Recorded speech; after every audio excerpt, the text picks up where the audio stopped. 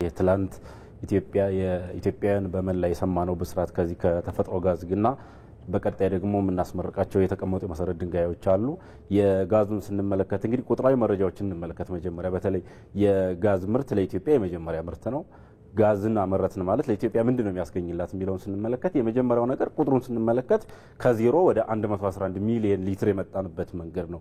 ኢትዮጵያ ከዚህ ቀደም የጋዝ ምርትን አታቅም ወይም አምርተው አታቅም። በምድሯ ውስጥ ተቀብሮ ያለ ሀብት ነበር። እዛ ሀብት ላይ ተኝተን የነበርንበት ነበር። አሁን ያንን ከመጀመሪያው ስንነሳ 111 ሚሊዮን ሊትር መጠቀም ጀምረናል ማለት ነው በትናንትናው ዕለት። ይሄ ትልቅ ቁጥር ነው። በተለይ ኢትዮጵያ እንግዲህ እንደ ሀገር ከመጣንበት ጀምሮ ይሄን ቁጥር በዚህ ደረጃ ወይም ምርቱን መጠቀም አልቻለም ነበር። ይሄ ለመጀመሪያ ስንነሳ እንዲህ በትልቁ መነሳትም አንድ ትልቅ ነገር ነውና ከዜሮ ወደ 111 ሚሊዮን ሊትር የመጣንበት ትልቅ ነገር ነው።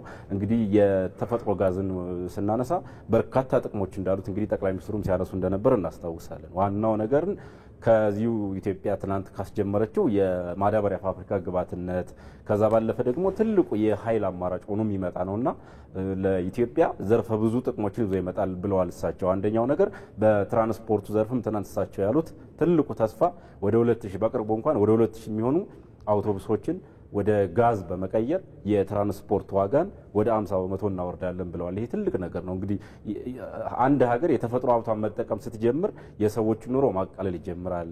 የሀገርን ብልጽግና ማሳካት ይቻላልና ከሆዲዩ ትልቅ ተስፋዎች መጥተውበታል። ትልቅ የማዳበሪያ ፋብሪካን ይዞልን መጥቷል። ቀጣይ ደግሞ የትራንስፖርት ዋጋን ያወርድልናል። በሌሎች የኑሮ ሁኔታዎችን የዜጎቹን የኑሮ ሁኔታ ከማሻሻል ጋር ተያይዞ እንግዲህ ከዚህ የተፈጥሮ ጋዝ ብዙ ተስፋዎች ነው የሚጠበቁት።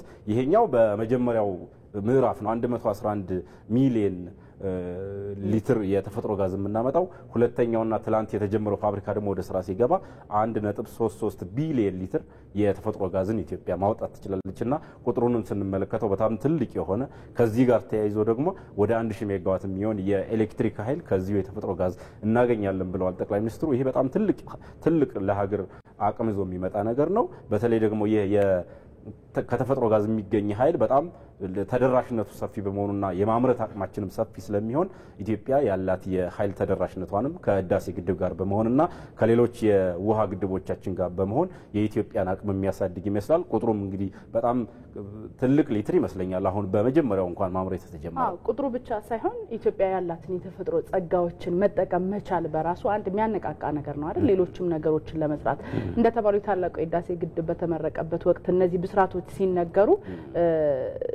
ለኛ ለኢትዮጵያውያን ይቻላል መንፈሳችን እያደገ ከመምጣቱ ጋር ተያይዞ እንደሚሆን እርግጠኞች ነበርና ከኢትዮጵያውያን አልፎ ለአፍሪካውያን የመልማት ፍላጎትን ያነቃቃ የመጣ ነገር ነው።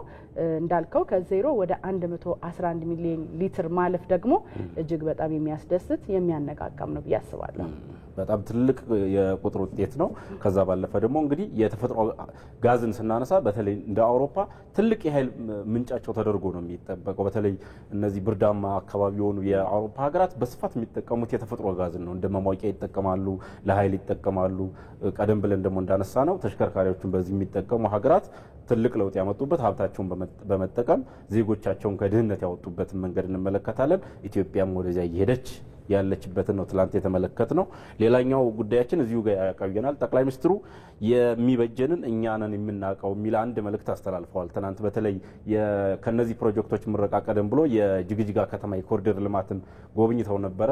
በዚህ የጉብኝታቸው ወቅት አንድ መልእክት አስተላልፈዋል። እንግዲህ የኢትዮጵያ አዳዲስ ስራዎችን ስትጀምር የሚቃወሙ ድምጾች እዚህም እዛም በግለሰብ ደረጃም በሀገር ደረጃም ሲደመጡ እንሰማለንና ለነዚህ መልስ በሚሆን መልኩ ትላንት ጠቅላይ ሚኒስትሩ የሀገሪቱንም የመንግስታቸውንም አቋም አሳውቀዋል። እንግዲህ በተለይ ኢትዮጵያ የጀመረቻቸው አዳዲስ ስራዎች የኮሪደር ልማት ስራዎች ከተሞችን የማስዋብ ስራዎች በተለያዩ የአፍሪካ ሀገራት ዘንድ ምሳሌ ሆነው እየተነሱ ነው።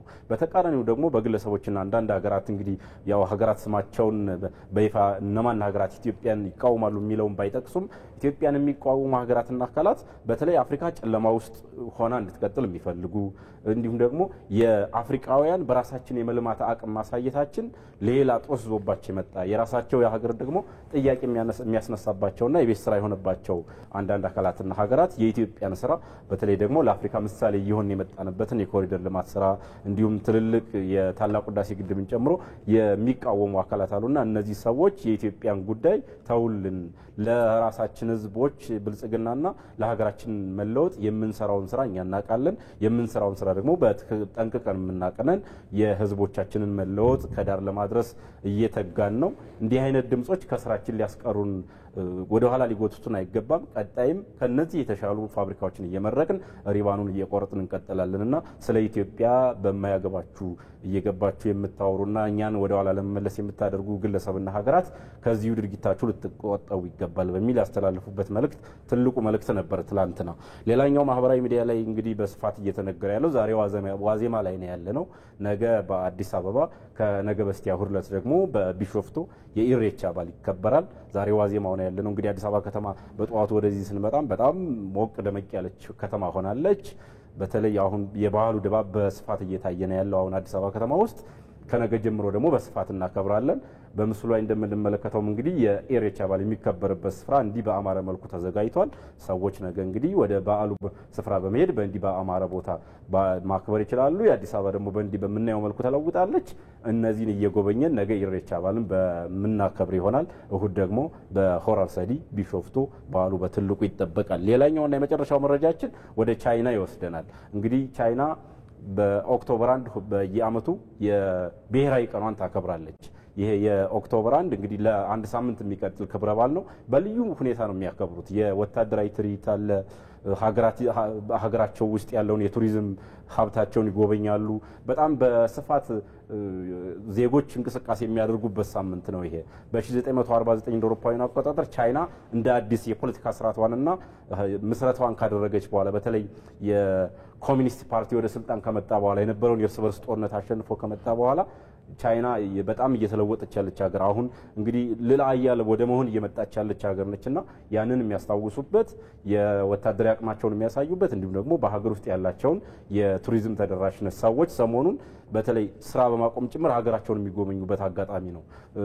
ለነዚህ ለአንድ ሳምንት ተብሎ ባለፉት ቀናት ቻይናውያን ከመደበኛው የስራ ሰዓት ውጭ ሁሉ ስራ ይሰራሉ። እነዚህን ቀናት ለማካካስ በእነዚህ ቀናት ግን በተለይ የሀገሪቱን መሪዎች ጨምሮ ዜጎች ሀገራቸውን ይጎበኛሉ።